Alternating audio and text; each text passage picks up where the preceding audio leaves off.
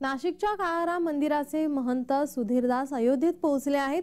पंतप्रधान मोदींना काळाराम मंदिरात 11 दिवसांचा संकल्प दिला होता। महंत सुधीरदास यांनी हा संकल्प दिला होता।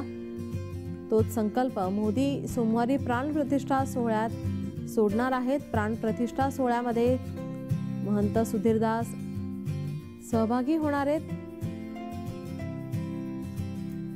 त्यांच्याशी बातचीत केली आहे आमचे प्रतिनिधी रोहन कदम यांनी।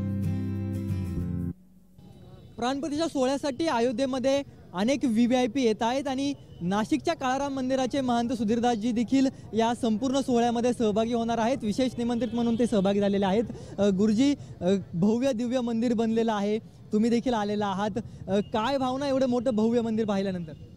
नाही, अतिशय दिव्य भावना। देवतांना देखील आज मोह पडलाय की आम्ही अयोध्येमध्ये यावं आणि जी काही मंडळी या ठिकाणी आलेली आहे त्यांच्या पूर्वजन्माचं सुकृत आज पूर्ण झालंय।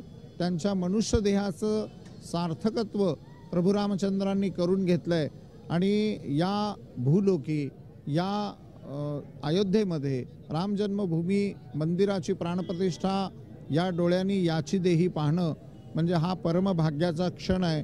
देवदुर्लभ असा मी शब्द वापरला। मला असं वाटतं की आज अयोध्या एखाद्या नववधूसारखी नटली आहे, सजली आहे, थटली आहे। सत्ययुगानंतर प्रत्यक्ष प्रभू रामचंद्र जणू आज या ठिकाणी पुन्हा अवतीर्ण झालेत। असं म्हणतात की अयोध्या आणि नाशिक काळाराम मंदिर आपल्या पंचवटीमध्ये प्रभू रामचंद्रांचं नित्य वास्तव्यच आहे। पण आज विशेष रूपाने आज 550 वर्षानंतर आमचे आराध्य आमचे इष्ट प्रभू रामचंद्र नूतन मंदिरामध्ये प्रवेश करताय। हा खूप दिव्य आणि भाग्याचा क्षण आहे। कॅमेरा पर्सन नित्यानंद सह रोहन कदम, जय महाराष्ट्र न्यूज, अयोध्या।